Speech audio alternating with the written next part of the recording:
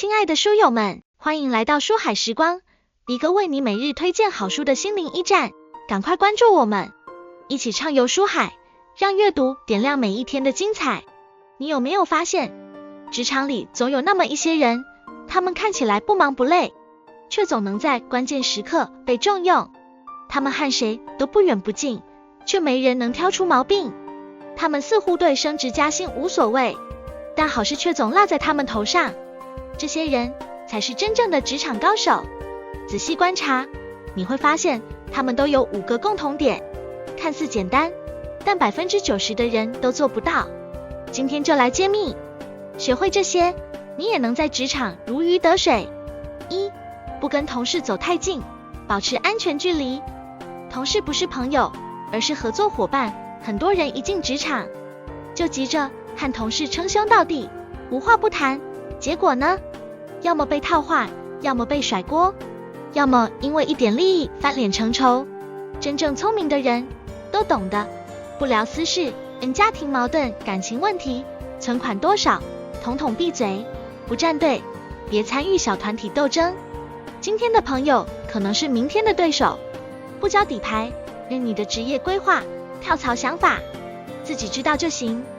记住，职场不是交友场，适当的距离才是长久相处的关键。2.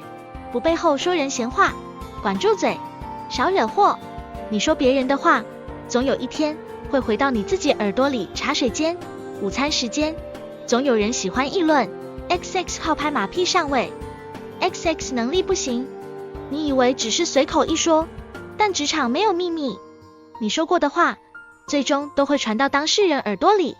真正混得好的人都懂得不参与八卦，别人聊是非时微笑听着，不附和，不传播，不抱怨领导，再不满也别公开吐槽，谁知道会不会被有心人利用。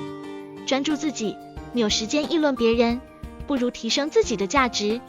记住，你的嘴决定了你在职场能走多远。3. 不过于在意领导，不卑不亢才是王道。太把领导当回事，你就输了；太不把领导当回事，你也输了。有些人，领导一个眼神就能让他失眠3天；有些人，领导夸一句就飘飘然，以为要升职了。情绪被领导牵着走，是最蠢的职场行为。真正的高手都懂得不跪舔，靠实力说话，而不是靠讨好生存。不玻璃心，按领导批评就改进，表扬就感谢，别过度解读。保持平常心，任领导也是普通人，别把他当神供着。记住，你和领导是合作关系，不是主仆关系。4. 不随意教人，你的经验未必是别人的捷径。教会徒弟，饿死师傅。职场里总有人喜欢热心教同事，结果呢？对方学会了，转头抢了你的机会，甚至取代了你的位置。真正聪明的人都懂得不主动教，除非领导明确要求，否则别当免费老师。留一手，核心技能、关键人脉，别轻易分享。看人下菜，对方是否值得帮，帮了对自己有没有好处。记住，善良要有锋芒，帮忙要看对象。5. 保持适度无知，有些事不知道比知道更好。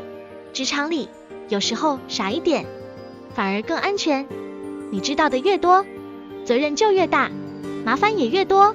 真正混得好的人都懂得装傻，不打听秘密，某些事知道了反而是负担。不逞能，不是自己的活，别乱接。不显摆，即使你很懂，也别说透，留点余地。